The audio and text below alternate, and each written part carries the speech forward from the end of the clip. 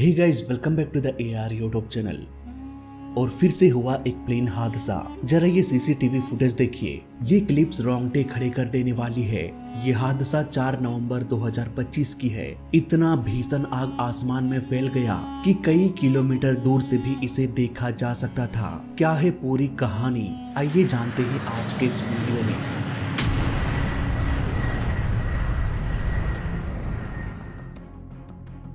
4 नवंबर 2025 लुईविल international airport United State MD-11 नाम का एक विमान इस एयरपोर्ट में उड़ान की तैयारी कर रहा था।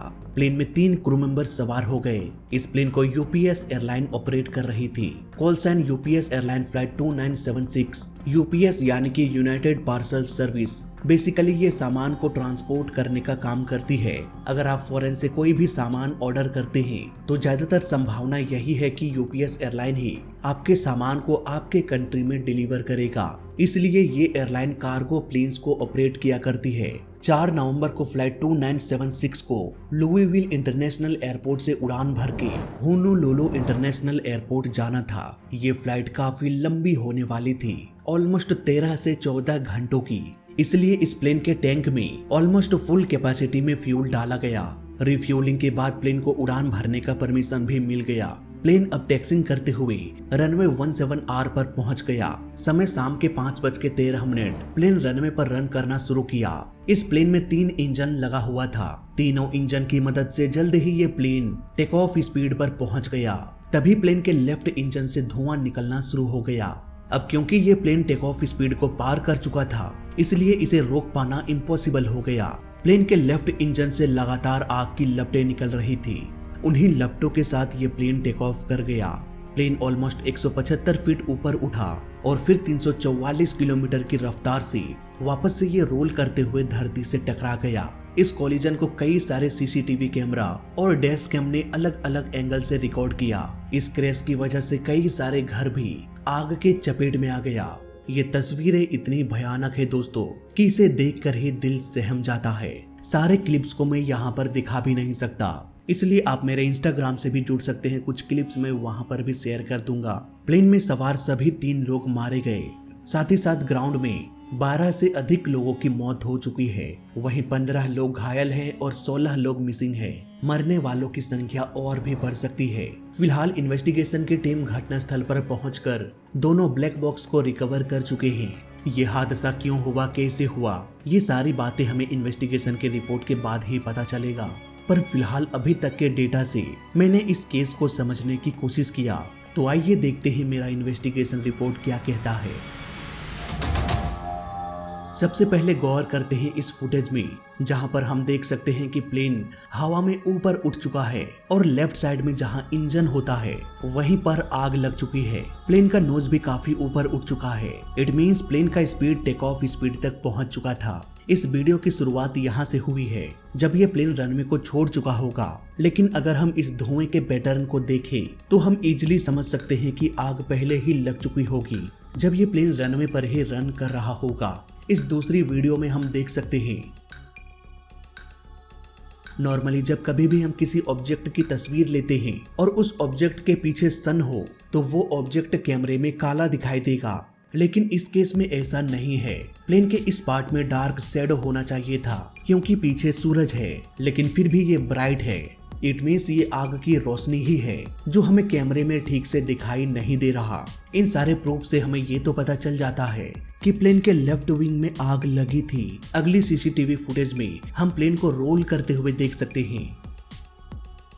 बात करें इस प्लेन की तो ये 34 साल पुराना प्लेन था। इस प्लेन को थाई एयरवेज ने साल 1991 में खरीदा था। इन्होंने इस प्लेन को कई सालों तक एज अ पैसेंजर प्लेन उड़ाया। इसके बाद साल 2006 में इन्होंने इस प्लेन को यूपीएस एयरलाइन को बेच दिया।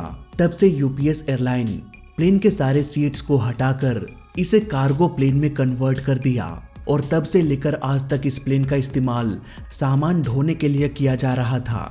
ये हेलीकॉप्टर से लिया गया पिक्चर है। इतनी भीषण आग लगी होगी। इन सारे तस्वीरों को देखने के बाद लगता नहीं है कि सिर्फ 12 लोगों की मौत हुई होगी। अब सवाल ये आता है कि इंजन में आग लगी तो कैसे लगी।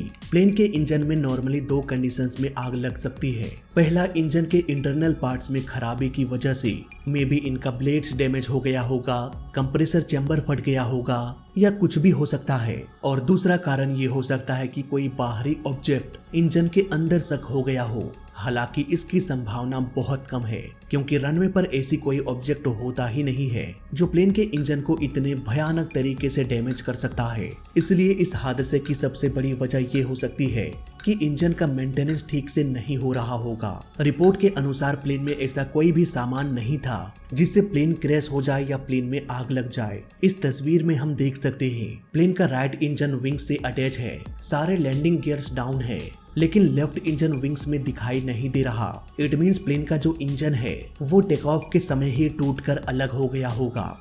अब ये टूटा क्यों? इसके बहुत सारे कारण हो सकते हैं। प्लेन का इंजन पायलॉन से अटैच होता है और पायलॉन प्लेन के विंग से अटैच होता है। अगर इन दोनों के जॉइंट में कमजोरी आ जाए तो इंजन प्लेन के विंग से टूटकर अलग हो सकता है। ऐसा ही एक हादसा हमें साल 1971 में अमेरिकन एयरलाइन फ्लाइट 191 के साथ देखने को मिला था। इसमें भी प्लेन का टेल टूटकर अलग हो गया था। इसके बाद ये प्लेन रोल करते हुए क्रैश हो गया था। ये हादसा भी ऑलमोस्ट आइडेंटिकल लग रहा है, लेकिन रनवे पर मिला सुराग कुछ और ही कहानी बयान कर रहा है। यहाँ पर हम प्लेन के इंजन के कुछ टूटे हुए पार्ट्स देख सकते हैं। हालांकि इन पार्ट्स को कंफर्म तो नहीं किया गया है, लेकिन देखने से लग रहा है कि ये इंजन का बाहरी भाग है जो टूटकर रनवे पर ही गिर गया होगा। इंजन का इस तरह से टूटना इस बात की ओर इशारा कर रहा है कि इंजन में कोई ना कोई एक्सप्लोजन तो हुआ होगा, जिसके इम्पैक्ट से बाहरी ढांचा टूटकर रनवे पर ही गिर गया। एक और तस्वीर में हम देख सकते हैं ये इंजन का इंटरनल पार्ट्स है। अगर ये पायलॉन से डिटैच हुआ होता, अगर प्रॉब्लम पायलॉन में होती, तो इसके इंजन का बाहरी ढांचा टूटकर एयरपोर्ट में बिखरता नहीं। इसलिए मुझे लगता है कि कुछ तो इसके इंजन में फटा होगा, जिसके इम्पैक्ट से इतना बड़ा हादसा हो गया। फ्लाइट रडार 24 के डेटा के अनुसार इस प्लेन में किसी भी तरह की प्रॉब्लम नहीं हुई। ये प्लेन एकदम नॉर्मल तरीके से टेक ऑफ कर रहा था। पायलट ने कोई गड़बड़ी या गलती नहीं किया, बस प्लेन के टैंक में अधिक फ्यूल डाला गया था। ये कह सकते हैं कि प्लेन का टैंक ऑलमोस्ट फुल रहा होगा, क्योंकि इस प्लेन को भी लगभग 13 से 14 घंटों की उड़ान भरनी थी। लेकिन फिर भी ये प्लेन ओवरलोड नहीं था। टैंक में इतना सारा फ्यूल होने की वजह से इतनी भीषण आग लग गई।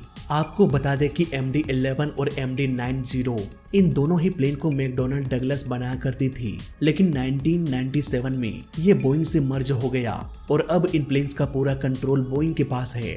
अब गलती बोइंग की थी या एयरलाइन की, ये तो हमें इन्वेस्टिगेशन के बाद ही पता चलेगा, और इसके लिए हमें करीब 1-1.5 साल इंतजार करना पड़ेगा। तो फिलहाल इस वीडियो में अभी तक के लिए बस इतना ही। वीडियो अच्छा लगा तो लाइक कर देना, बुरा लगा तो डिसलाइक कर देना, और दोनों ही केस में चैनल को सब्सक्राइब कर देना, क्योंकि इस चैनल में सीखने के लिए बहुत कुछ है। तो मैं मिलता हूँ आपसे अगली वीडियो में, तब तक के लिए देखते रहिए और सीखते रहिए। जय हिंद, वंदे मातरम।